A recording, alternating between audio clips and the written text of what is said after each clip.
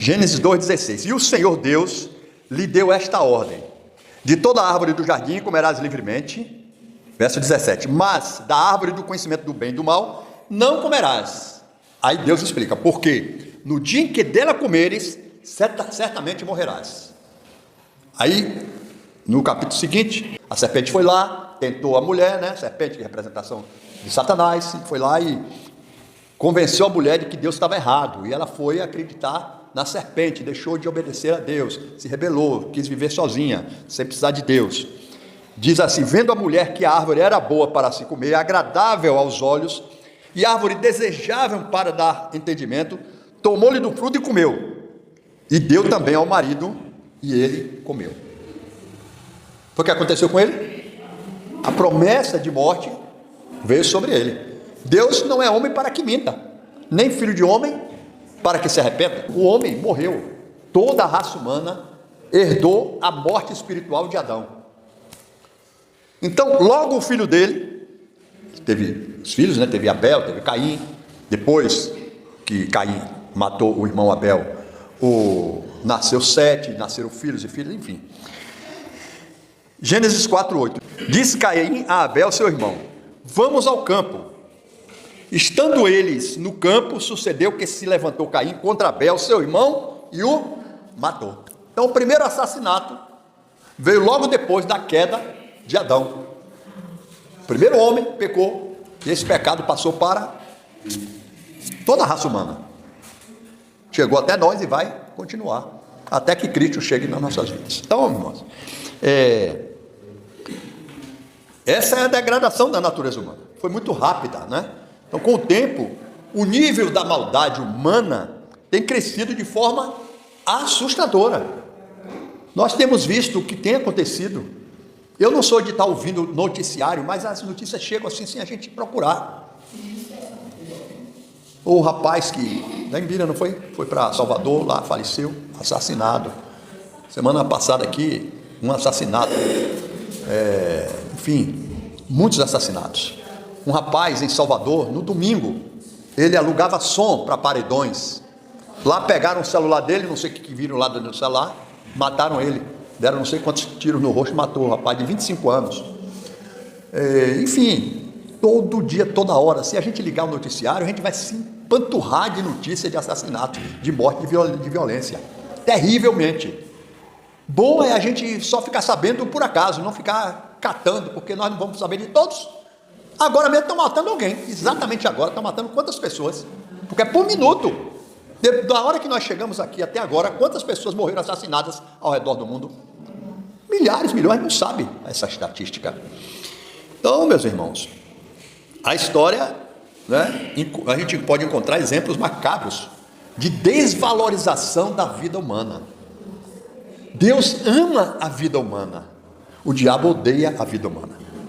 Existe um ente que é anti-vida e um ente que é pró-vida. Quem é o anti-vida? O anticristo. O que é contra a vida. Jesus é a vida. E quem é pró-vida?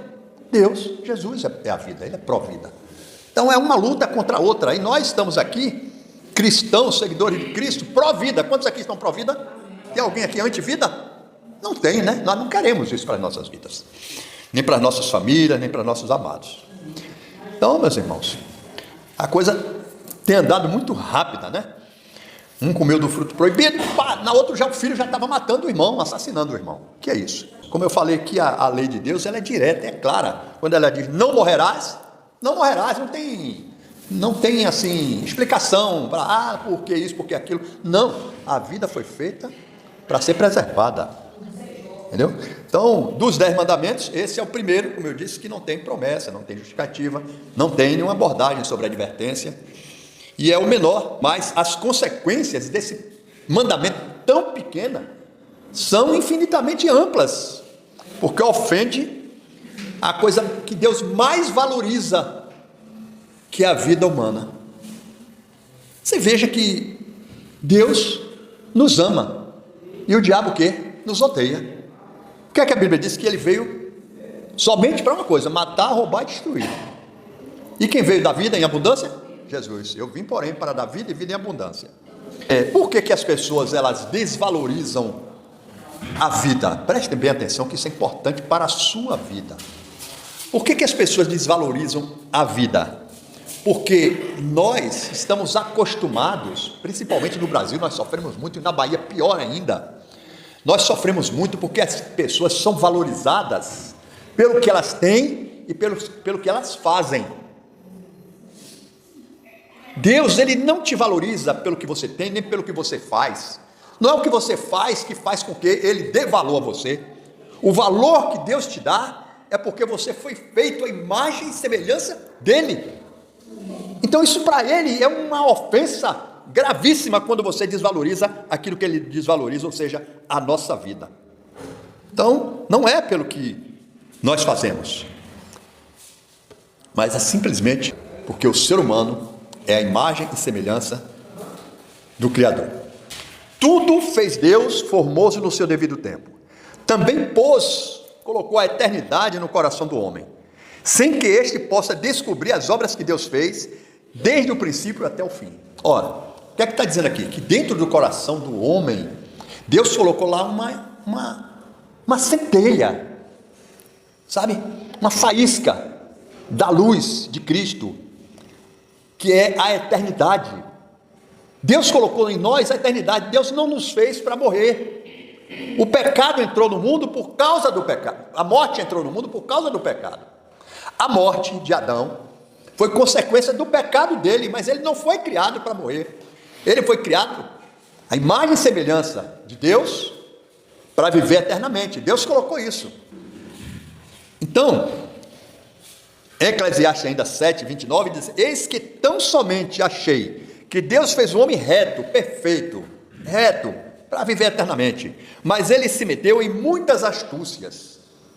Ele buscou isso. Aí, por que Deus não? Nós não temos que estar colocando responsabilidade em Deus. Nós somos os responsáveis pelos nossos atos, pelas nossas atitudes. E a Bíblia é clara, que o homem semear, isso ele se fará. Não tem como você plantar feijão e colher milho. Você colhe o que planta. Então, meus irmãos, ele diz: vi ainda debaixo do sol, no Eclesiastes 3,16, que no lugar do juízo reinava maldade, e no lugar da justiça, maldade ainda. E não é só uma regra para nós nos darmos bem, podermos conviver uns com os outros. É também um convite para valorizar a vida. Então, tudo que Deus quer, existe um inimigo trabalhando contra, desvalorizando a vida. É por isso que Deus colocou como primeiro, segundo mandamento, o amor. Porque a única coisa que vai valorizar a vida um do outro é o amor. Que ama não porque a pessoa faz, nem pelo que ela tem, mas ama porque ela é a imagem e semelhança do Criador. Mas nós somos viciados em só amar quem está produzindo algo para o nosso benefício. Nós temos o vício de amar só quem está no topo da esfera social. Mas é preciso nós convertermos isso. Eu estou aqui para ensinar isso para nós, a partir de mim. Eu preciso aprender que eu não tenho que amar as pessoas só que me dão resultado. Eu tenho que amar as pessoas que não me dão resultado, ensinando-as a também amar as pessoas, embora não tenham o resultado que você deseja dela. Amém? Então, queridos, é muito importante isso, porque esse é um princípio divino, para quem acredita nas Escrituras. Isso é só para os crentes, que nós somos crentes no que está escrito. Amém? Mas o valor moral desse sexto mandamento, não matarás, ele está acima da religião. Não é à toa que esse mandamento é tão valorizado. Quando você fala de alguma pessoa sobre Jesus, tá, assim, não, eu não tenho religião, mas também eu não preciso de ser crente, porque... Qual é a primeira justificativa? Eu nunca matei. Nunca matei, nunca roubei. Eu quero dizer uma coisa para você, que talvez você vá se assustar. Aqui dentro desta sala, não existe ninguém que nunca matou e que nunca roubou. Então todos nós precisamos de Jesus. Eu vou mais no final dizer que você já roubou e você já matou. E você vai descobrir que você não é diferente de Caim, não é diferente de nenhum daqueles homens que cometeram atrocidades na Bíblia. E a vida do ser humano depende dos limites, olha, que o próprio homem, que as nações estabeleceram para o homicídio. Deus colocou lá, não matarás, ele não colocou mais nada. Mas os homens, eles acrescentaram, se matar vai responder processo criminal, vai ter a cadeia. Em algumas nações ainda existe a pena de morte, que não deixa de ser também o pecado contra o sexto mandamento, a desobediência, porque matar, tanto faz pena de morte, como por qualquer motivo, é matar, é assassinato. As nações, elas têm criado meios para estabelecer paz, para evitar conflitos, guerras, etc. Então isso mostra que ainda existem traços, centelhas do temor de Deus, implantada pelo próprio Deus nos nossos corações. Como ele diz aqui, né? Que Deus colocou a eternidade no coração do homem. O homem comete as atrocidades, mas naquele momento ele está esquecido de que Deus colocou dentro dele o temor do inferno, da morte e do juízo. Por quê? Porque está distante de Deus. O Espírito Santo não tem acesso ao coração desse homem. Deus, ele nunca desejou a morte de ninguém, nunca. A morte é uma intrusa, ela é uma intrometida, ela entrou no mundo através da desobediência, da rebeldia de Adão. Mas a rebeldia humana transformou a morte num negócio lucrativo. As pessoas lucram com a morte. Tem muita gente interessada em muitas mortes, em muitos assassinatos, que a violência não pare. Está entendendo? Uma vez, eu estava comentando com o pastor, né? Sobre a questão de a gente pregar, de a gente ensinar, e as coisas não mudam. Ele falou em tom de brincadeira, viu, irmãos? Ora, se a gente pregasse uma vez e todo mundo obedecesse, não precisava mais da gente como pastor para pregar. Não é verdade? Você está entendendo o que eu estou querendo dizer? Se acabasse a violência, e acabasse as mortes, essa desgraceira toda que tem no mundo aí, tinha muita gente que estava desempregada. Tinha ou não tinha? A gente não precisa citar quais são as áreas de desemprego, não, mas tinha muita gente desempregada. Eu vou citar só uma: o cemitério. Não precisava desistir. Não é isso?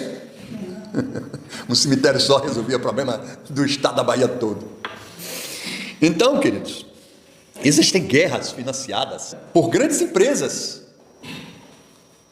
armas vendidas, é tanto movimento econômico que está por trás, que tudo é causado pela rebeldia do homem, né? De ter transformado, ter tornado a morte um negócio. E nisso existem outras áreas na sociedade, no mundo que nós vivemos. Clínicas de aborto estão enriquecendo. Você não faz ideia da quantidade de abortos diários que acontecem, e um aborto não é barato. Assassinando pessoas ainda dentro, no ventre da mãe. É assassinato. É uma pessoa que está ali. E tem muita gente lucrando com isso. O próprio comércio das drogas, né? Aumentando dia a dia a quantidade de usuários, de clientes deles, porque isso dá dinheiro. Então, Romanos 6, 23, diz que o salário do pecado é a morte. Mas diz também que o dom gratuito de Deus, o presente de Deus para cada um de nós, é a vida eterna, dada através de Cristo Jesus. Então, se o homem teve o livre-arbítrio para pecar, para se afastar de Deus, para morrer, Deus está dando a mão a eles também. Deus está ouvindo o clamor daqueles que estão precisando de ser salvos, aqueles que reconhecem a sua necessidade de Cristo. Nem todos reconhecem, não preciso. Nunca matei, nunca roubei. Então, não preciso de nada disso. Em Mateus, Jesus, olha o que Jesus fala. Ele ele completa o que foi dito aos antigos, no Antigo Testamento lá, não matarás. No versículo 21, capítulo 5 de Mateus, Sermão do Monte. Ele diz assim: ouvistes, vocês ouviram o que foi dito aos antigos, que foi dito antes, no Antigo Testamento, aos antigos? Você viu o que foi dito? Não matarás. E quem matar estará sujeito a julgamento. Amém? A lei disse que se matou, você vai morrer também. Era olho por olho, dente por dente. A não ser que fosse uma morte sem querer, por acidente. Mesmo assim, o assassino teria que fugir para as cidades refúgio. É uma figuração da igreja. Nós cometemos pecados, nós cometemos assassinatos, nós cometemos tantas coisas sem querer. Você e eu cometemos assassinatos. E você vai ver aqui. Hoje nós estamos aonde? Na cidade refúgio, na igreja.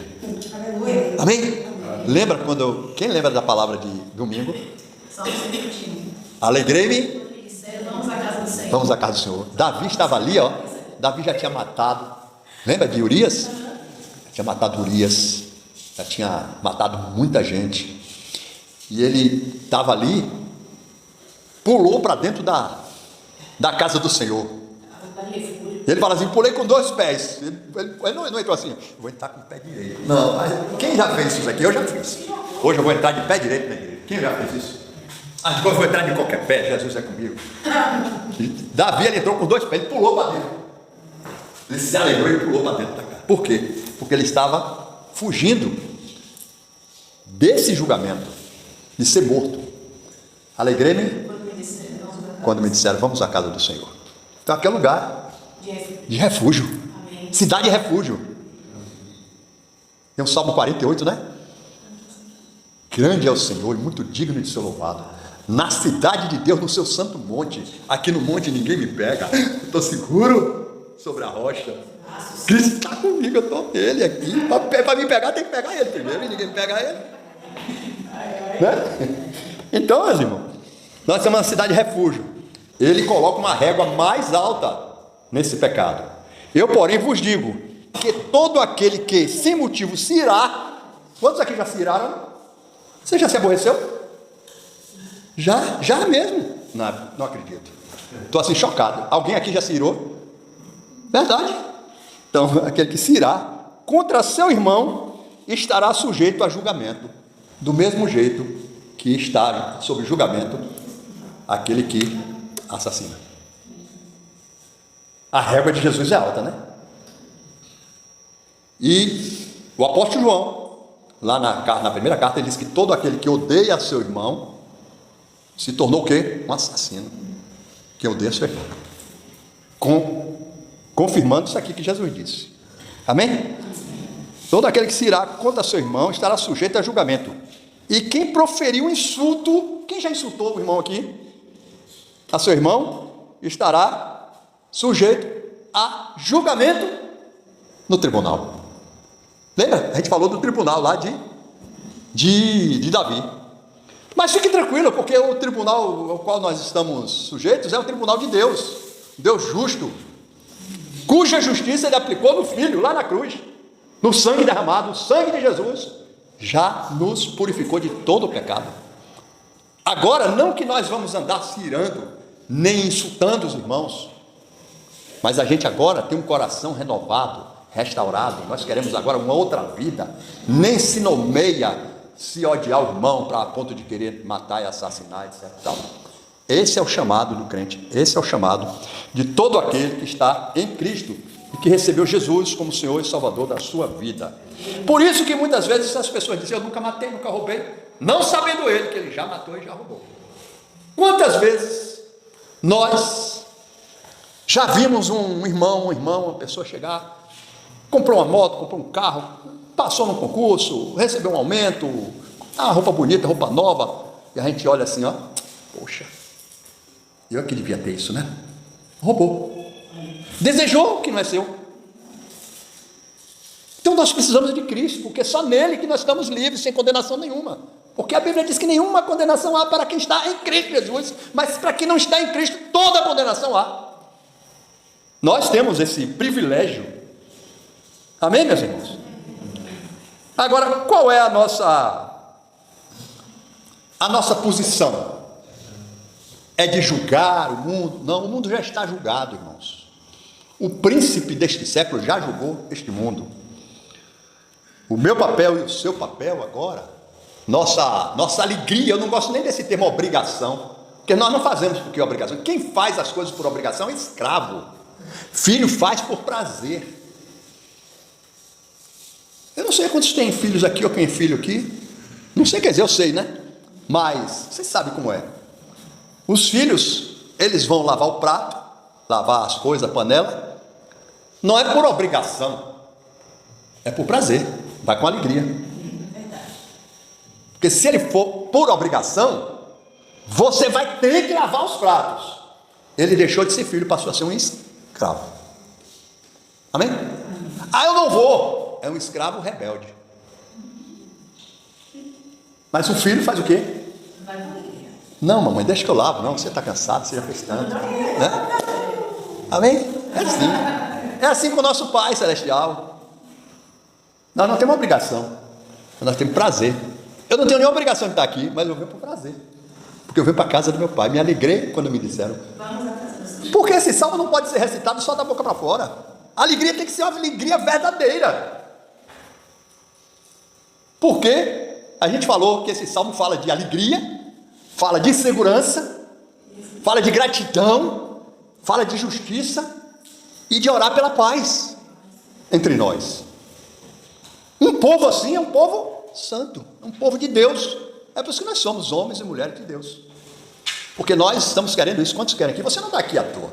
Você está aqui porque Deus tocou no seu coração. Você veio, está aqui, quer ouvir, você quer. Às vezes a sua fraqueza espiritual lhe deixa você, sabe? E é preciso vigiar para que nós não decaiamos da fé, para que a gente não esfrie o nosso desejo, nosso amor, nosso fervor, aquele fogo de querer servir ao Senhor, o fogo de querer estar junto e de querer aprender mais de Deus. É nosso prazer defender a lei de Deus, defender, porque não é só você não matar, não isso, não aquilo. Não, a gente não faz isso, mas faz aquilo. Então a gente anda para frente. Eu não minto, mas eu falo a verdade. Eu não roubo, mas eu vou lá e vou trabalhar para ajudar aqueles que têm necessidade. Então não fazer isso, mas fazer aquilo. Então eu não vou matar, mas também eu vou defender a vida. Como é que eu defendo a vida? Pregando a vida, propagando a vida que é Jesus. Então nosso chamado é para defender o Evangelho, defender a vida, defender a vida dos irmãos, propagando a Cristo. Amém? E esses são os princípios sagrados que Deus nos dá para nós seguirmos. Seguir a Jesus é seguir as coisas que Ele ensina para a gente. Meu filho, você vai lá e sabe? Não é simplesmente, nunca matei, nunca roubei, nunca fiz. Não é assim. Tem nenhum mérito. O próprio Jesus ensina lá em Lucas 17 que o servo que faz somente o que é da sua obrigação, ele é um servo inútil. Ele não serve para nada. O servo fiel, ele vai além do que ele foi chamado para fazer. Ele vai além. Ele não faz, não matarás. Não, você não vai matar, mas também você vai defender o seu irmão. Você vai tirar ele das drogas, tirar ele do crime, tirar ele da... Sabe, nós somos a igreja para isso. Se o mundo está do jeito que está, não é a igreja que está sofrendo as ações do mundo, é o mundo que está sofrendo a preguiça e a inatividade da igreja. Então a igreja precisa ir pregar o Evangelho a toda criatura, e o Evangelho é pregar a vida de Cristo em cada um de vocês. A grande comissão, nós somos chamados para ir, mas ir pregar o Evangelho. Não é você não foi chamado para fazer justiça. A justiça foi Jesus que já fez. Lembra? Que nós não somos aqui chamados para fazer, para ser amados porque a gente fez, não. Nós fazemos porque fomos amados. Nós não fazemos para ser filhos, Nós fazemos porque somos filhos. Então fazemos sozinhos? Não, fazemos junto com o Pai. Para isso ele deu a família, a igreja, para estarmos juntos. Amém? E que o Espírito Santo possa aplicar essa palavra no coração de cada um de nós.